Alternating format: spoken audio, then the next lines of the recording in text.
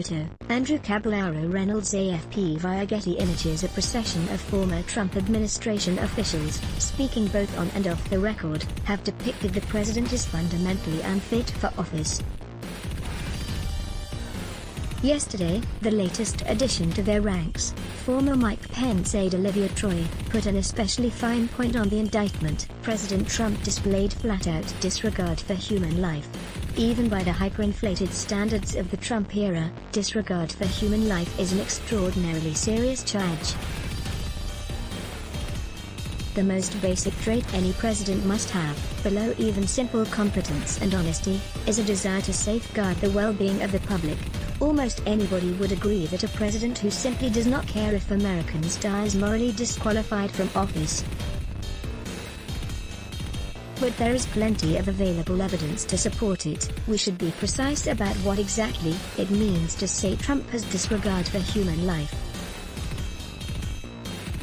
Every president takes actions that put lives at risk, most obviously by using military force. Many policies unavoidably involve trade-offs with that risk. Management of a pandemic is also going to involve decisions that, in one form or another, will entail some kind of trade-off. To say Trump has disregard for human life is not to say he is willing to make cold decisions for the sake of a greater good, though. Troy is saying the president literally does not care about American deaths except insofar as it affects his own political standing. The truth is, he doesn't actually care about anyone else other than himself, she says. Earlier this week, Trump blithely declared that if you take the blue states out, we're at a level that I don't think anybody in the world would be at. We're really at a very low level. One might try to defend this comment as merely a callous-sounding way of blaming Democratic governors for deaths in those states, but Trump was actually confirming what reporters have found before, that he didn't actually want to help the blue states. Catherine Irving reported 2 months ago that Trump opposed a national testing plan because it would increase case numbers, hurting the stock market and making Trump look bad. The political folks believed that because it was going to be relegated to Democratic states, that they could blame those governors, and that would be an effective political strategy, explained a member of Jared Kushner's team.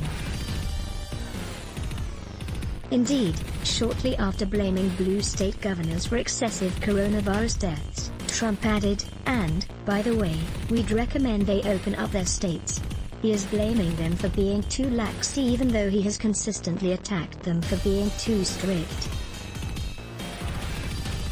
The only consistent thread between all these statements is indifference to the well-being of their citizens except insofar as it impacts his election prospects.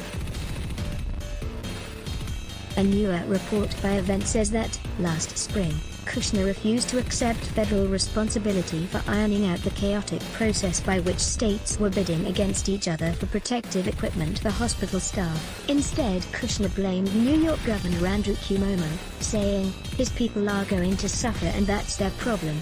If that remark sounds too cartoonishly villainous to be real, it certainly lines up with several of Trump's public comments. Admitted to Bob Woodward that he played down the coronavirus, and his public comments made clear that his motive was preventing a stock market tumble and political blowback. Low ratings fake news MSDNC, Comcast, and at CNN are doing everything possible to make the coronavirus look as bad as possible, including panicking markets, if possible. Likewise their incompetent do-nothing Democrat comrades are all talk, no action. USA in great shape. At CDeepGov, Donald J. Trump, at Real Donald Trump, February 26, 2020. Earlier this week, Trump was asked if he was concerned about coronavirus spreading at his indoor rally in Las Vegas, which featured a packed crowd mostly not wearing masks. "I'm on a stage and it's very far away," Trump replied. "And so I'm not at all concerned." The safety of the crowd seemed not even to enter into his mind as a consideration. There's a term for a person who views other humans purely as instruments for his own advancement, and is unable to conceive of the idea of caring about them independent of his own self-interest. Sociopath. The United States has had some terrible presidents before, but probably never a sociopathic one. When his own aides warn the public that he does not care if the people he is tasked with helping live or die, we should take their warnings with the utmost seriousness. Get the latest from Jonathan Kite in your inbox. Analysis and commentary on the latest political news from New York columnist Jonathan Kite. Terms and privacy notice. By submitting your email, you agree to our terms and privacy notice and to receive email correspondence from us. Let's block cats. Why? Show your love for him. Click the link in description. Thanks for watching.